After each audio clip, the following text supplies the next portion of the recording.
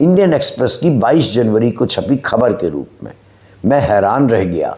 मेरे प्रदेश से के बारे में एक खबर है। इंडियन एक्सप्रेस ने अपनी खबर में बताया कि केंद्र सरकार ने राष्ट्रीय हरित प्राधिकरण एनजीटी जिसे हम कहते हैं उसको जानकारी दी है कि चार धाम परियोजना के लिए 13 जो सड़क खंड हैं उनमें 2017 से 2020 के बीच 17,625 पेड़ों की कटाई की मंजूरी दी गई। ये खबर सिर्फ पेड़ काटने की नहीं है, यह खबर उस विकास मॉडल का पोस्टमार्टम है जिसमें सड़कें चौड़ी करने, सुरंगें बनाने और कनेक्टिविटी के नाम पर हिमालय जैसे नाजुक क्षेत्र की धमनियां काट जा रही हैं।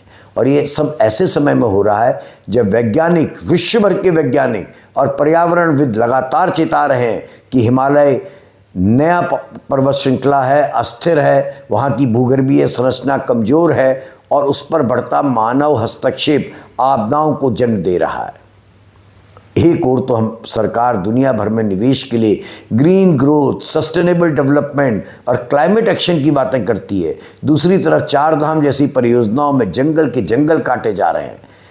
पेड़ कटते हैं तो जनाब उसका सीधा असर मिट्टी की पकड़ पर पड़ता है। सामान्य बात है, बचपन में पढ़ी थी।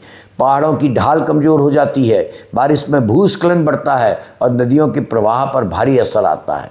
हिमालय के जंगल केवल हरियाली नहीं है, वे एक आप कह सकते हैं प्राकृतिक कवच हैं जो बाढ़, भूस्खलन और जलवायु संकट के बीच इंसानी बस्तियों की रक्षा करते हैं। जब इस कवच को विकास की कथित मशीन काट कर गिरा देती है तो सिर्फ पेड़ नहीं गिरते, पूरा इकोसिस्टम तबाह होता है। और जब ये इकोसिस्टम डगमगाता है तो इसका असर प्रदूषण पर, धूल, पार्टिकुलेट मैटर, जल संकट और स्वास्थ्य पर पड़ता है। इस तरह दावोस में गोपीनाथ ने जिस संकट की बात की उसका एक बड़ा कारण देश के भीतर चल रहे वही नीतियां बन जाती हैं जिनको डेवलपमेंट का नाम दिया जाता है।